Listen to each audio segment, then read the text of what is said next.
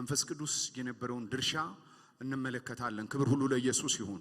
የእግዚአብሔርን መንፈስ መለማመድ በሚል ርዕስ የሕዝቅኤልን መጽሐፍ ማዕከል አድርገን በእነዚህ ጊዜያቶች ውስጥ እንመለከታለን። የሕዝቅኤል መጽሐፍ የተጻፈበት ዘመንና ጊዜ ስንመለከት እስራኤል በተለይ ደግሞ የይሁዳ ወገኑ በግዞትና በምርኮ የሄደበት ጊዜ ነበረ። በመጽሐፍ ቅዱሳችን የምንመለከተው ይሄንን ነው። ስለዚህ የባቢሎን መነሳት እንመለከታለን። በሶስት ዙር ህዝቡ በምርኮ እንደተወሰደ እናያለን። የመጀመሪያው ምርኮ ላይ ዳንኤል እንደተወሰዱ፣ በሁለተኛ ደረጃ ደግሞ ጥበብና ዕውቀት ያላቸውና ካህናቶች ተጠርገው እንደተወሰዱ እናያለን። ስለዚህ ሕዝቅኤል በሁለተኛው ምርኮ ወደ ባቢሎን በምርኮኝነት የሄደበት ጊዜ እንደሆነ እንመለከታለን። መጽሐፍ ቅዱሳችን ከዛ በላይ ደግሞ በምርኮ መወሰዱና ህዝቡም በምርኮ መሄዱ ብቻ ሳይሆን ሕዝቅኤል የነበረበት የ25 ዓመት እድሜ ልጅ ሆኖ ነው በምርኮ የሄደው። ስለዚህ ሕዝቅኤል እንደምናውቀው የካህን ልጅ ነው። በካህናት ቤተሰብ የተወለደ ነው። ስለዚህ ቤተ መቅደስ የለም። ስለዚህ ቤተ መቅደስ በሌለበት ግን የካህን ልጅ ነው። የክህነትን ስራ መስራት አይችልም። ምክንያቱም የእስራኤል የክህነት ስራ ከቤተ መቅደሱ ጋር የተያያዘ ስለሆነ ነው። ከ30 ዓመት የምርኮ ጊዜ በኋላ የእግዚአብሔር መንፈስ መጣ ይላል። በምርኮ ነው ያሉት። ዲቫስቴቲንግ ሁኔታ ውስጥ ነው ያሉት። ፋይናንሻሊ ክራይሲስ ነው። የአይደንቲቲ ፕራይዳቸው ተወስዷል። እስራኤል እንደ አገር ያላት ፕራይድ የተወሰደበት ምርኮኛ ባሮች ናቸው። እንደገና ቤተ መቅደሱ የለም። የቤተ መቅደሱም ስርዓት የለም። የእግዚአብሔር መንፈስ ግን ወደ ሕዝቅኤል በኮቦር ሸለቆ በነበረበት ሰዓት ላይ መጣ ይላል። ኮቦር በተባለ ቦታ ላይ ሕዝቅኤል የእግዚአብሔር መንፈስ ወደሱ እንደመጣ ይነግረናል። ይሄ 30 ዓመት የቆየ የምርኮ ዘመን ሁሉን በጣሉበት፣ ሁሉ ባዶ በሆነበት፣ የእስራኤል ተስፋ በተረሳበት ሰዓት ላይ የእግዚአብሔር መንፈስ ገባብኝ የሚል ቃል የመጀመሪያው ይጀምራል። የእግዚአብሔር መንፈስ ገባብኝ። ይህ የእግዚአብሔር መንፈስ ገባብኝ ሲል አፉን ከፍቶ እንደገባበት አድርገን አይደለም እናየው። ሜታፎሪካል ወርድ ነው። የእግዚአብሔር መንፈስ ገባብኝ ማለት የእግዚአብሔር መንፈስ ካለበትና አሁን ከተቀበለው ሲቹዌሽን ውጪ ነገሮችን ሊለውጥ በሚችልበት አቅም ማይንድ ሴትና ቫልዩን ሊለውጥ የእግዚአብሔር መንፈስ ኮሙኒኬት ያደርገው ጀመር። የእግዚአብሔር መንፈስ ወደኔ መጣ ይላል። ከዛ በኋላ ገባብኝ ካለ በኋላ በእግሮች ያቆመኝ የሚል ቃል አለ። አያችሁ፣ ምን ስለነበረ? ፓራሊሲስ ስለነበረ፣ ነገሮቹን ተቀብሎ የነገሮች ባሪያ መሆን ስለነበረባቸው ወይም በዚህ ሁኔታ ስለነበሩ የእግዚአብሔር መንፈስ መጣ በእግሮቼ አቆመኝ ይላል። አንድ በህይወታችሁ ውስጥ ሪስቶሬሽንን ለማምጣት እግዚአብሔር ታድሶንና መታደስን ለማምጣት ካስፈለገው የመጀመሪያው ነገር ከሁኔታ ጋር ያጣላችኋል። ከተቀበላችሁ ከተቀመጣችሁበት ክራይሲስ ከተቀበላችሁበት ሊሚቴሽን እና ባውንደሪ ጋር እግዚአብሔር የማጣላትን ስራ ይሰራል። ይሄ 30 ዓመት የነበረውን ምርኮ ሊያጣላ እግዚአብሔር የዓለምን መንፈስ ሳይሆን የባርነትን መንፈስ ሳይሆን የራሱን መንፈስ ወደዚህ ሰው ላከ። ልክ የእግዚአብሔር መንፈስ በህይወቱ ላይ ሲገባ ስታንድ ማድረግ ጀመረ። ሪቢሊየስ መሆን ጀመረ። ማመጽ ጀመረ። ኖ ማለት ጀመረ።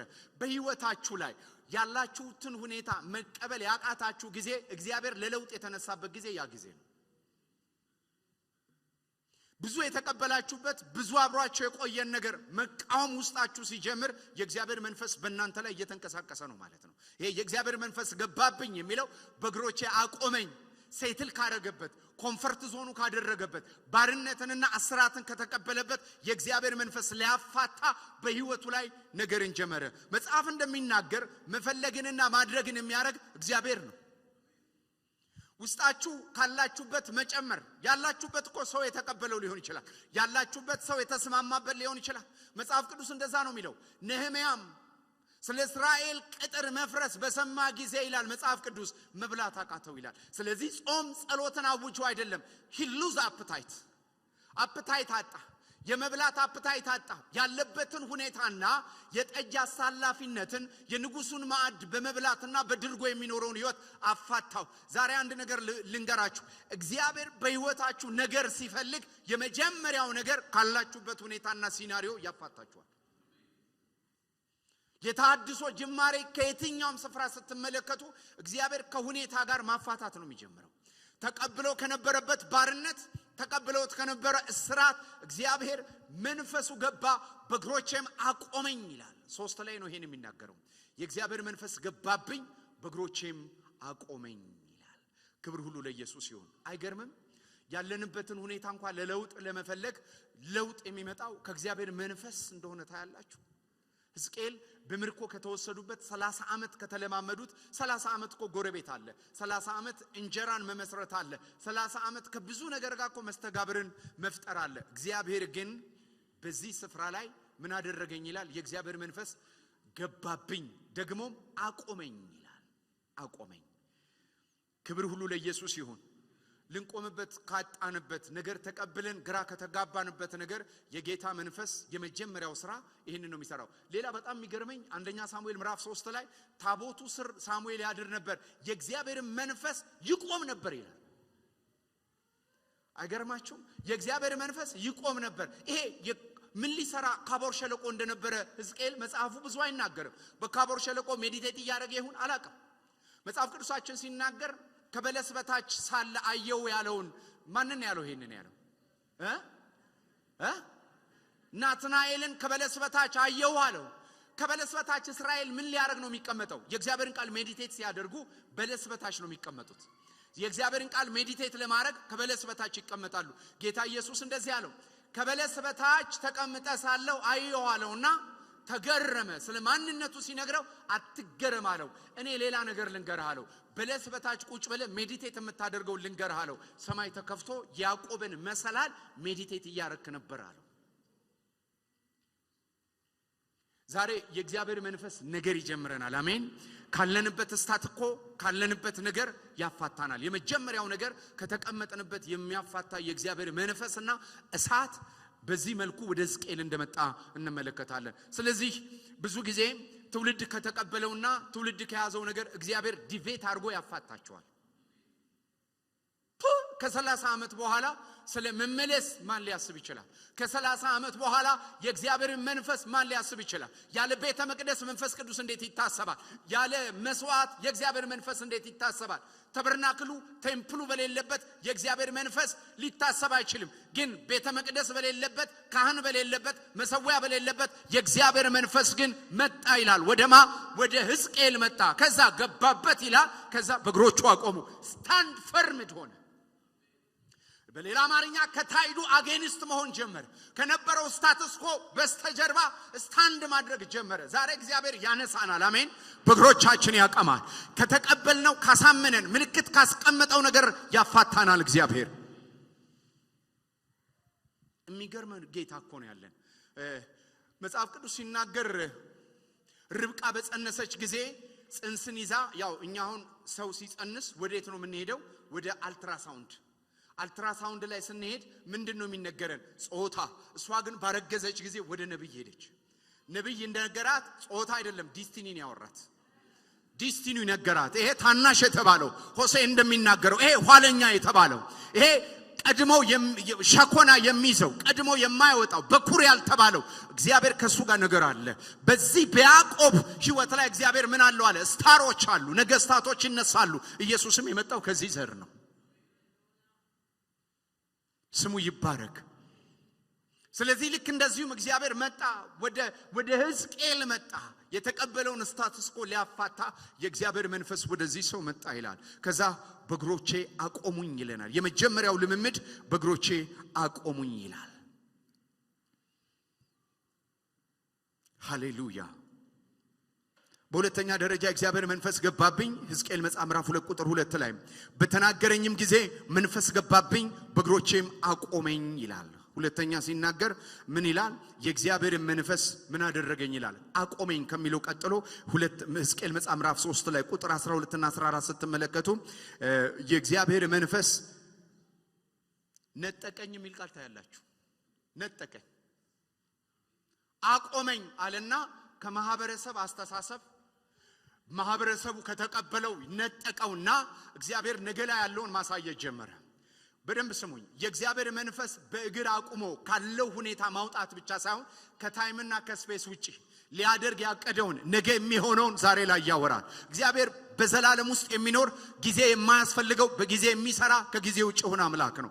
ነጠቀኛልና ነገን ማሳየት ጀመረ።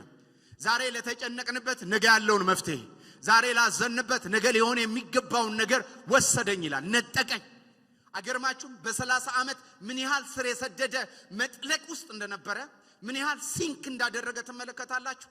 ሲንክ ካደረገበት አንደኛ ገባበት፣ ከዛ አቆመው። ይሄ ብቻ አልበቃም፣ ነጠቀው። ማህበረሰብ ከሚያስበው ውጪ ነጠቀው። ሶሳይቲው ከሚመለከተው ነገር ውጪ ነጠቀው። ምክንያቱም ሁሉ በማህበረሰብ ውስጥ በኢኮኖሚ፣ በፖለቲካ፣ በማህበራዊ መስተጋብሩ የተሰፋበት ጊዜ ነበረ።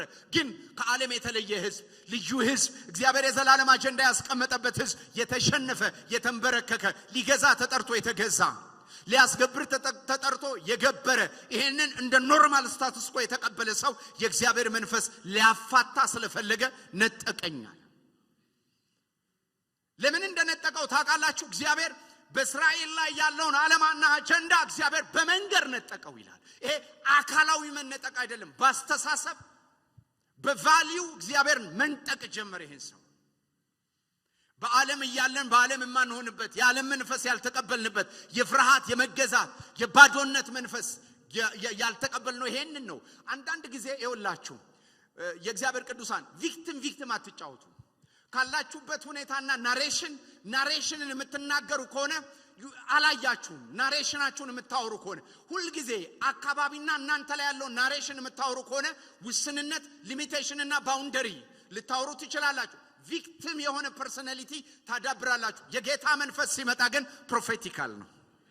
ትንቢታዊ መንፈስ ነው የሚኖራችሁ። ለምን? ከሁኔታ በላይ የሚያራምድ ምርጫ ነው። የተባልነውን ሰው ያወራውን ሁኔታ ያለውን ነገር እየሰማን እየቆዘምን ለዛ መዝሙር ገልጠን ወይም መዝሙር አስቀምጠን መቆዘም ይቻላል። ግን የጌታ መንፈስ በመጣ ጊዜ ግን ሃሌሉያ የሚነጥቅ መንፈስ ሃሌሉያ ነጠቀኝ ይላል።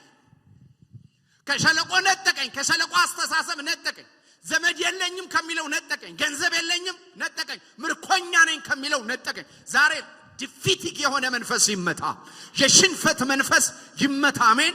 የተረገዘ አእምሮአችንን ያሳመነ ሁኔታችንን ያሳመነ ማንኛውም የሽንፈት መንፈስ በእግዚአብሔር የልዑል አምላክ መንፈስ ዛሬ የተሸነፈ ይሁን።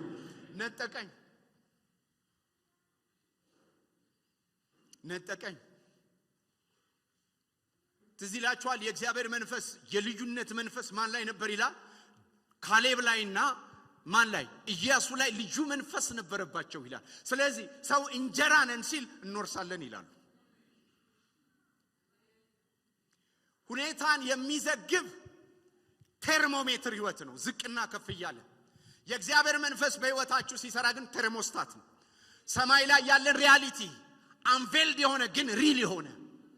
ለዚህ ነው መጽሐፍ ቅዱስ ሲናገር ሐዋርያው ጳውሎስ ዕውቀትን ይነግራቸዋል ለኤፌሶን አማኞች።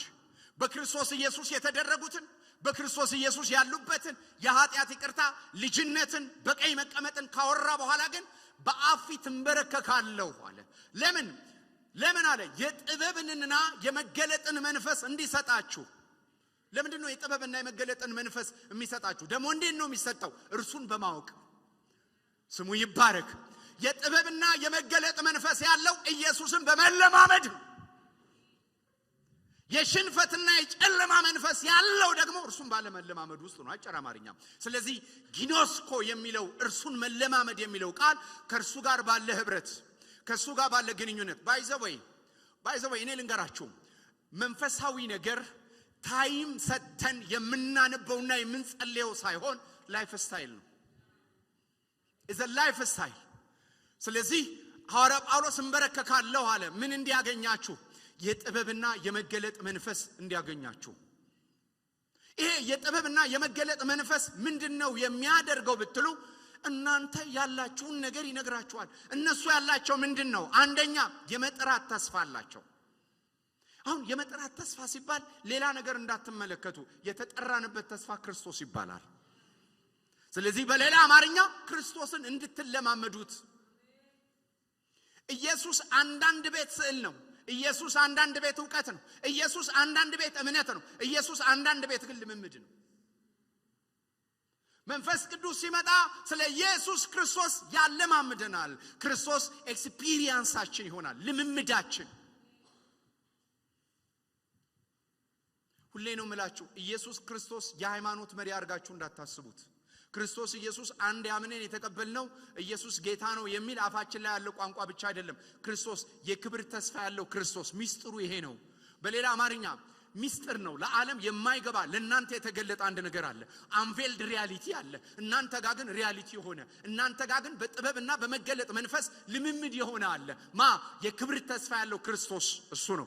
ሚስጥሩ ይሄ ነው። ይሄ ለአባቶች አልተገለጠም። ይሄ ለነቢያት አልተገለጠም። አልፎም ለበጎ ሐዋርያት ያልተገለጠ ሊሆን ይችላል። ግን ሚስጥሩ ይሄ ነው። ምንድነው ሚስጥሩ? የክብር ተስፋ ያለው ክርስቶስ በሰማይ እንዳለ እንደዚህ ያምናችሁ ታውቃላችሁ? 33 ዓመት ሙሉ በምድር እንደተመላለሰ አሁንም በሰማይ እንዳረገ ልክ እንደዚሁ በሙሉ አቅሙ እናንተ ውስጥ አለ። ይሄ ምን ይፈልጋል? የጥበብና የመገለጥ መንፈስ። እርሱ ሲመጣ የሚያደርገው አንድ ነገር ነው። ይሄ መገለጥ የሚለው መጋረጃውን ያነሳዋል። ሶፊያ የሚለው ሪያሊቲ ማለት ነው። አሁን ሶፊያ የምንለው ይሄ ሶስት ትርጉም ነው ያለው ጥበብ የሚለው ቃል። እዚህ ክፍል ላይ የተጠቀሰው ሶፊያ የሚል ቃል ነው። ሲኖስቶስ የሚል ሌላም ቃል ይጠቀማል። ግን ይሄ ሶፊያ ነው። ሶፊያ ማለት ከዚህ ግርግዳ በስተጀርባ ያለን ሪያሊቲ መመልከት ማለት ነው። አሁን ከዚህ ግርግዳ በስተጀርባ መኪና አለ የለም? አለ። እነዚህ የቆሙትን መኪናዎች ከነከለራቸው ግን ማየት ይቻላል። በምን?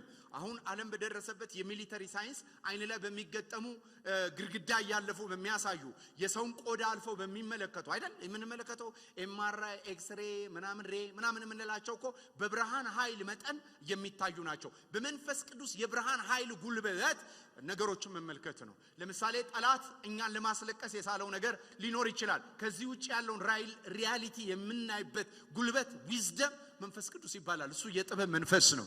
ስለዚህ በማና አይነታ ያላችሁ ነው። አንድ ጊዜ መጽሐፍ ቅዱሳችን ሲናገር እንደዚህ ነው የሚለው፣ ክብር ሁሉ ለኢየሱስ ይሁን።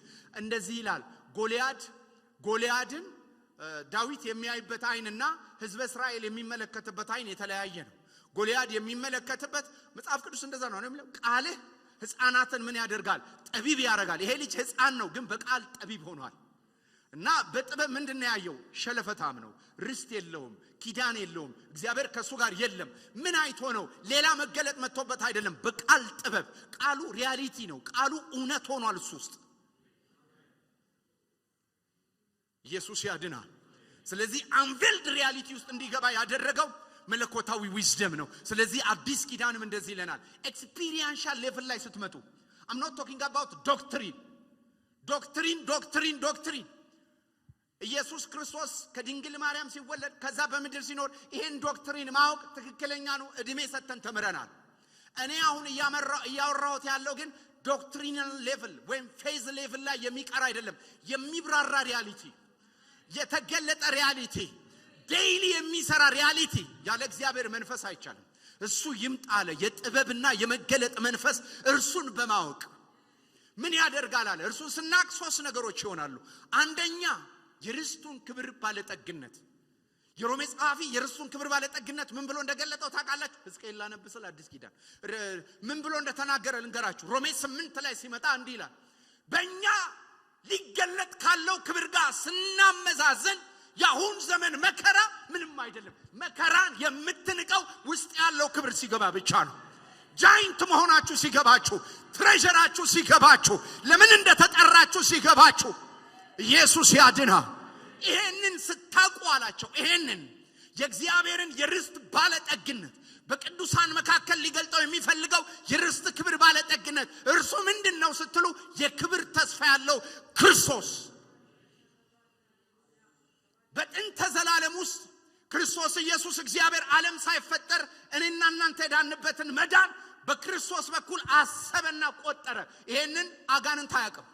ይሄንን የመንፈስ ዓለም አያውቅም። ይሄ በስላሴ ያለ ምክር፣ በወልድ ውስጥ ያለ ስራ ዓለም ሳይፈጠር የተጠነሰሰ ነው አለን። የዛሬ 2000 ዓመት ደግሞ በምድር ላይ ይሄ የተረገዘው ተወለደ አለን። ይሄ አሁን የተወለደው በምድር ላይ የተገለጠው የክርስቶስ ኢየሱስ ሕይወት የተሰራ ስራ አሁንም እግዚአብሔር በቀጣይነት በእኔና በእናንተ መግለጥ ፈለገ። በአጭር አማርኛ ቢቲኒያ ላይ የተገለጠው ኢየሱስ ቢቲኒያን ባንተ መድገም ይፈልጋል። ኢየሩሳሌምን ገሊላን ባንተና በኔ ሊደግመው ይፈልጋል። ገሊላ ላይ የሰራው ኢየሱስ ዛሬም ሕያው ነኝ ሊል ይፈልጋል በኔና በእናንተ። እስራት ከፈታ እስራት እየፈታ ሞትን እየገለበጠ ጨለማን እያዋረደ የሌለን ወደ መኖር እያመጣ መገለጥ ይፈልጋል። በልጃው ታርጎ መውጣት የሚፈልግ የክርስቶስ መንፈስ እኔና እናንተ ውስጥ አለ። to this reality ለማመን ነው ያስፈልጋችኋል የተባለው። ኤክስፒሪየንሻል ሌቭል መምጣት ያለብን እንዲልና ምን ይገባል። እንዲልና ምን ስለሚያስፈልገን መንፈስ ቅዱስ አስፈልገን ይላል። ምን ያረጋል እሱ? ሪል ያረጋል። ሪያሊቲ ወደ እውነት ሁሉ ይመራል ተባለ። ወደ እውነት ሙሉ ይመራል ማለት እያነበባችሁ እውነት ይገልጥላችኋል ማለት አይደለም። አንፊልድ ነው በቃ። አሁን እናንተ ጋር ያ የናዝሬቱ ኢየሱስ ያ የዮሴፍ የጠራቢው ልጅ የተባለው ኢየሱስ ከሙታን መነሳቱ ሰማያትን ሰንጥቆ በሄደበት ከሙታን በተነሳበት ንኩኝ ባለበት ያ ክብር በእኔና በእናንተ አምላክ ሊገለጥ ፈለገ ነው።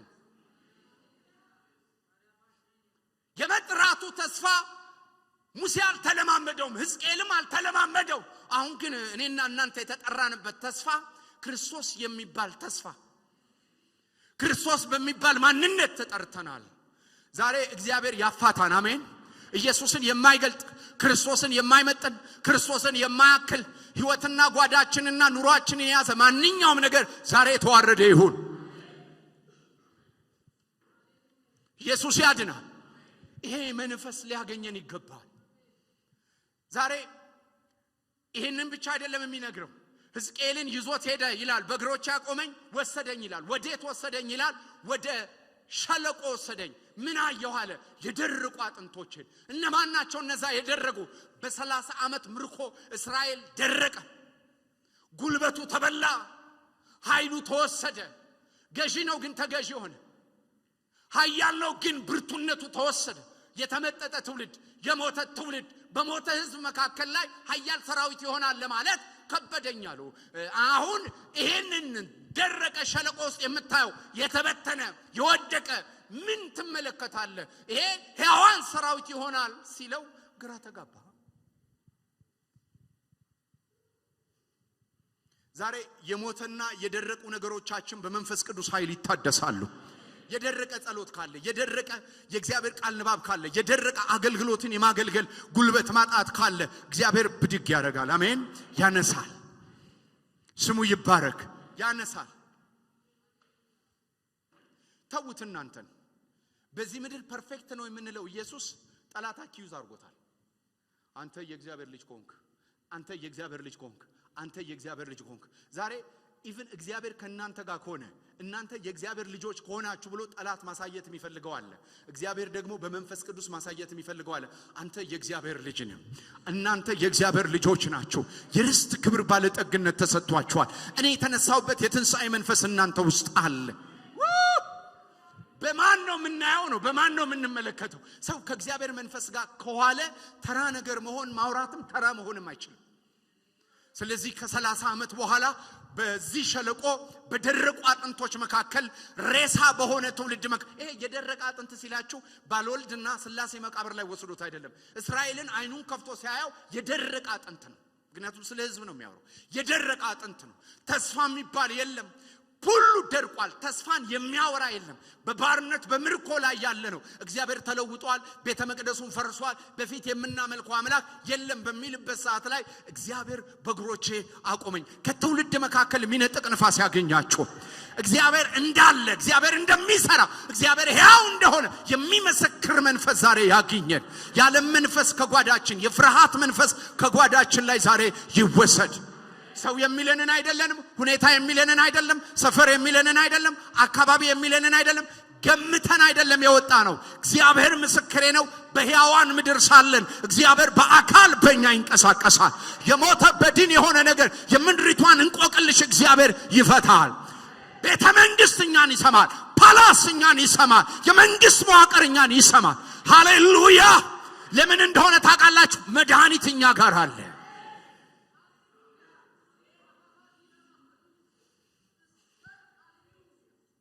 ከዛ በኋላ ይሄን ብቻ አላበቃም። ይሄንን ብቻ አይደለም አይደለም ሕዝቅኤል ልምምዱን የሚነግረን በግል ጓዳ ላይ የጀመረ በግል ያቆመው የእግዚአብሔር መንፈስ ወደ መንጠቅ ብቻ አይደለም ወደ ሸለቆ ብቻ ወስዶ አይደለም ያወራው ወደ ቤተ መቅደስ ወሰደኝ አለ ከቅድስተ ቅዱሳን ከዚህ ቅድስተ ቅዱሳን ሁሌ የሚረጭ እንስሳ ደም ነው አሁን ግን ደም አይደለም አያችሁ በብሉይ ኪዳን ከፈሰሰው ከእንስሳ ደም የወረደው ሕግ ነው በአዲስ ኪዳን ከታረደው በግ የፈሰሰው መንፈስ ቅዱስ ነው አሁን የቤተ መቅደስ ደም አይደለም ለምን ኪዳን ስለተለወጠ አሁን ከቤተ መቅደስ የሚወጣው የእንስሳ ደም አይደለም ተይዞ የሚገባው የእንስሳ ደም አይደለም ከቤተ መቅደስ ውስጠኛው ክፍል ከውጭ በሚሰዋው አይደለም ከውስጥ ባረገው ደሙን ይዞ በገባው አዲስና በተመረቀው ጎዳና ላይ በእጅ ወዳልተሰራችው ወደ እውነተኛው ድንኳን የገባው ከውስጥ የሚጀምረው ኢየሱስ የብሉይ ኪዳን አገልግሎት ዋኖስ ከብት የሚጀምረው በውጭ ታርዶ ወደ ውስጥ ነው አሁን ግን ከውስጥ ወደ ውጭ የሚፈልቃል ከውስጥ የሚወጣል ደም አይደለም ውሃ ይወጣል በታረደው በግ የመጣ የወረደ የፈሰሰ መንፈስ ቅዱስ ጉልበት አለ ይወርዳል አለ ከዛ በኋላ ግባና ተለማመድ አለ ኪዳን አልፈቀደለትም ግን ተለማመደ ዛሬ እግዚአብሔር ኪዳንን እኔና እናንተ ኪዳን አይደለም የምንዘለው ኢተርኒቲን ነው የምንዘለው ከዚህ በኋላ እኛ ኢተርኒቲን ነው የምንጠብቀው ኢተርኒቲን ኢንቬድድ የሚያረግ ግሎሪ ኢየሱስ ያድና ኢተርኒቲን ኢንቬድድ የሚያረግ ክብር እኮ አለ የእግዚአብሔር ክብር ኢተርኒቲን ኢንቬድድ ያደርጋል ኪዳኑን ኢንቬድድ አድርጎ ሄደና ወደ ውስጠኛው ክፍል ዘርጋ እግርህን ማስገባ ተለማመድ አለ የቁርጭምጭሚት ልምምድ ተለማመድኩ ከዛ የጉልበት አለማመደኝ ከዛ እስከ ወገብ አለማመደኝ አለ ከዛ በኋላ ለመንሳፈፍም የሆነን አለማመደኝ አለ ተንሳፈፍ ዋኛው ሳተስፋ ያደረኩ ኢንጆይ አረኩ ብቻ አይደለም የሚለው ውጣ አለ ይሄን ውሃ ይዘ ውጣ በምን ላይ በአይነጋዲ በሙት ባህር ላይ በደረቀ ነገር ላይ ማህበራዊ ትራንስፎርሜሽንን የሚያመጣ ይሄ ውሃ ነው በግል የጀመረ ለማህበረሰብ የሚሆን በኢተርኒቲ ውስጥ ያለ ጊዜንና ዘመንን የሚሻገር የእግዚአብሔር የመንፈስ አሰራር ጀመረበት ሕዝቅኤል ሲጀምር በእግሮች ያቆመኝ ነው ሲጨርስ ግን አስዋኘኝ ነው ሲጀምር ነጠቀኝ ነው ሲቀጥል ማህበረሰብን በኔ ለወጠ ነው የሚለው የደረቁ አጥንቶች ላይ ተንብይ አለኝ እግዚአብሔር መናገር ጀመረ ኮንፌሽን ይሰለቻል ይሆናል ብሎ መናገር ይሰለቻል ትንቢት ግን አይሰለችም ለምን ማለዳ ድምጽ እየሰማ ስለምትናገር ስደክም የሚያነሳ ድምጽ ስላለ ተናገር ይለዋል እግዚአብሔር ምን ልናገር ምክንያቱም ክፍሉ የተቀመጠው በአንድ ጊዜ ያለ ንግግር አይደለም የደረቀ አጥንት ሕያዋን ሰራዊት እስኪሆኑ ድረስ ተንብይባቸዋል እስራኤል የደረቀ አጥንት ነው እሱ ግን ይተነብያል በደረቁ አጥንቶች ላይ ያናግረው ዛሬ እጃችሁ ላይ በሞተ ነገር ላይ ሕያው ሆኖ እስኪነሳ ሃሌሉያ ጉልበትን እስከሚያወጣ እጃችሁ ላይ ነገር ይያለ ፖቴንሻል ይያለ አቅም ይያለ ዊዝደም ይያለ ዕውቀት ይያለ ስራ ይያለ ጥበብ ይያለ እግር የሌለው ታዝሎ የተቀመጠ ነገር ሁሉ በትንቢት መንፈስ ግን እግር ያወጣል መራመድ ይጀምራል ሕያዋን ሰራዊት መሆን ይጀምራል ኢየሱስ ያድናል በድብቅ የጀመረ በር በመዝጋት የጀመረ ከሱ ጋር በመገናኘት የጀመረ በትንሹ ነገር ያለማመዳቸው እግዚአብሔር ያደባባይ አጀንዳ አለው እግዚአብሔር ያደባባይ አጀንዳ አለው ምድርን የሚሸፍን ክብር ከናንተ ይወጣ ኢሳይያስንም እንደዛ ነው ያለው በግል ያለማመድኩ ኦዚያን በሞተበት ያያው ክብር አይደለም አለው እግዚአብሔር ምድር ሁሉ በዚህ ክብር ትሸፈናለች የእግዚአብሔር መንፈስ ወንዝ ነው ጓዳን ለማምዶ አይቀርም ቤታን ለማምዶ አይቀርም የግል ልምምድ ህልምና ራእይ ያለማመድ አይቀርም ጎረቤትን ይቆጣጠራል ሰፈርህን ይቆጣጠራል ምድርን ይሸፍናል ምድር የሚሸፍን ክብር አለው እግዚአብሔር ክብር አለው አሜን ዛሬ በደረቀ አጥንት ላይ ደረቀ በምትሉት ኢኮኖሚ ፖለቲካ በምድሪቷ በማንኛውም ሁኔታ ላይ የእግዚአብሔር ክብር መውጣት ይጀምራል ምድርን የሚለውጥ የእግዚአብሔር ክብር ነው አሜን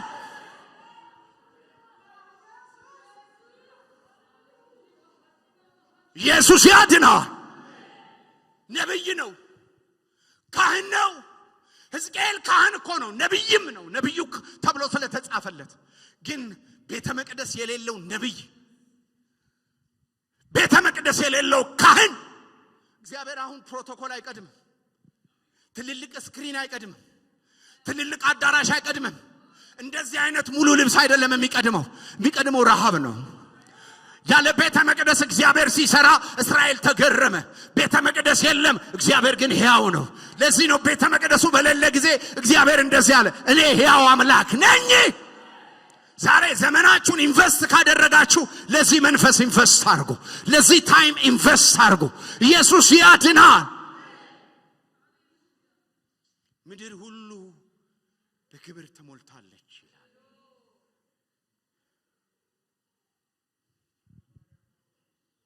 ፓፒ የለም መሰለኝ፣ ፓፒ ጸሎት ገብቷል። አንድ አጋንንት አንድ ጊዜ እዚህ ጾም ጸሎት 40 ቀን ሳወጣው እንደዚህ ያለኝ፣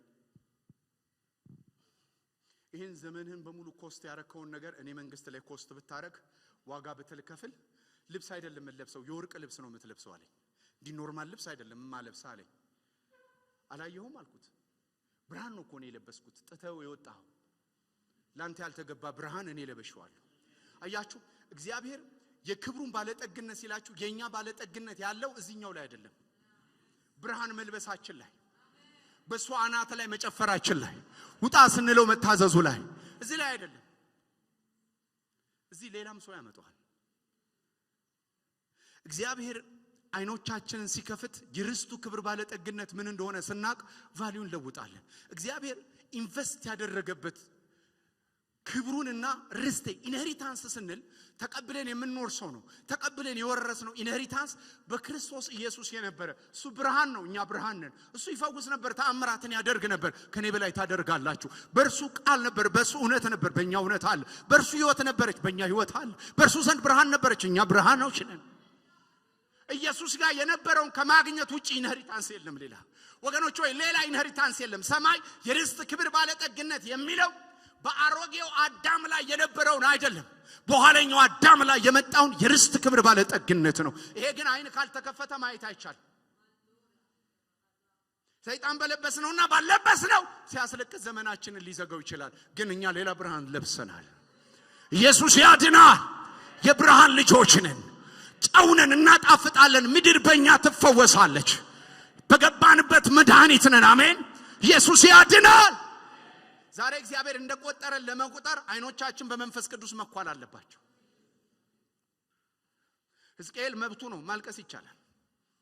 ቤተ መቅደስ የለም፣ በምርኮ ተወስደናል፣ አባቶች እንደነገሩ እንደ አባቶች ወስላልኖር ነው ያሉ ይቻላል ማልቀስ። ግን ሰርች ማድረግ ጀመረ። የእግዚአብሔር መንፈስ መጣ። ዛሬ ወገኖች ሆይ ከግምት እንዳንጀምር ጌታ ይርዳን።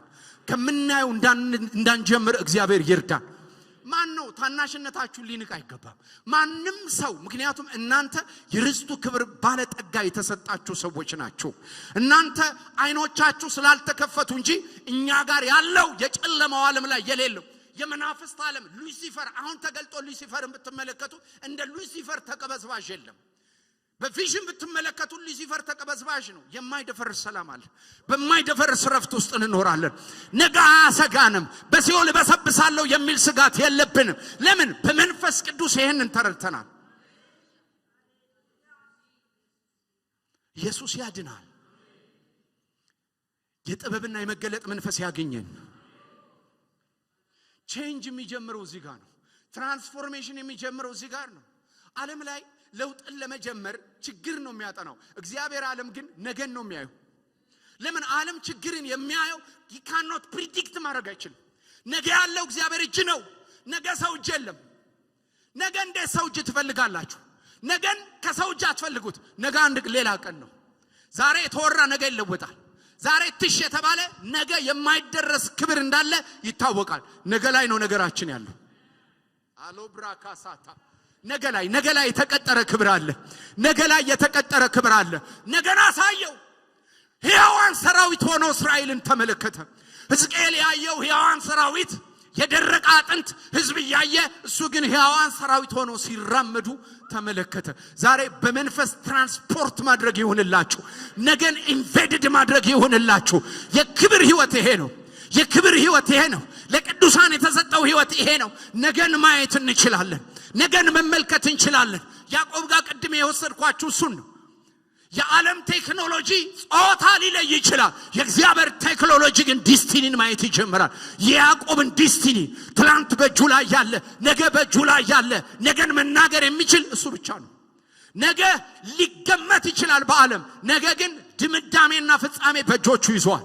ለዚያ አይመስላችሁም ዳዊት ሲናገር ዳዊት ያለው ይሄንን እኮ ነው። የተፈጠሩ ቀኖቼን በዓይኖቼ ያላየኋቸውን ፍለጋና መንገዴን በእጅ ይዛል። በማጅ በልዑል እጅ ይዟል። ስለዚህ ምንድነው የሚያስፈልገው? የተያዘውን ማየት። ኢየሱስ ያድናል። ነገን እያያችሁ እንዳታለቅሱ ነው። ዛሬን እያያችሁ ራሳችሁን ሊሚት እንዳታደርጉ። ዛሬ ላይ ሀፍረት ሊሆን ይችላል ያለው። ዛሬ ላይ መሰናክል የደረቅ አጥንት ሊሆን ይችላል ያለው። ሕያዋን ሰራዊት ከፊት አለ። የከበረ ነገር ከፊት አለ። የምትደመጡበት ጊዜ ከፊት አለ። የምትሰሙበት ጊዜ ከፊት አለ። ተደብቃችሁ ትሰማላችሁ። ተደብቃችሁ ትደመጣላችሁ። ሃሌሉያ! የለም በተባላችሁበት ትበዛላችሁ። ሞተ በተባለበት ትሰፋላችሁ። ኢየሱስ ያድናል።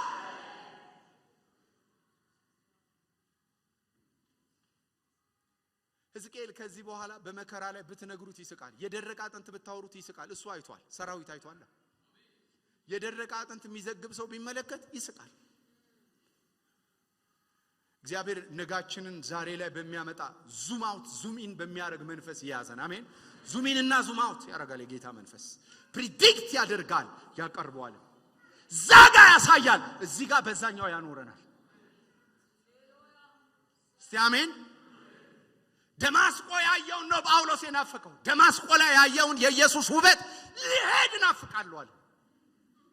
የህይወት እስካቶሎጂውን የተቆጣጠረው ነገ ነው። ነገን ያልተቆጣጠረ ተስፋ ያልተቆጣጠረው የብሉይ ኪዳን አባቶች አትመለከቱ። ስለዚህ ይሄንንም ሰው እግዚአብሔር መንፈስ አነቃቃው፣ በእግሮቹ አቆመው ይልና ነጠቀው ይላል። ነጠቀው፣ ከታይም ከስፔስ ውጪ ነጠቀው።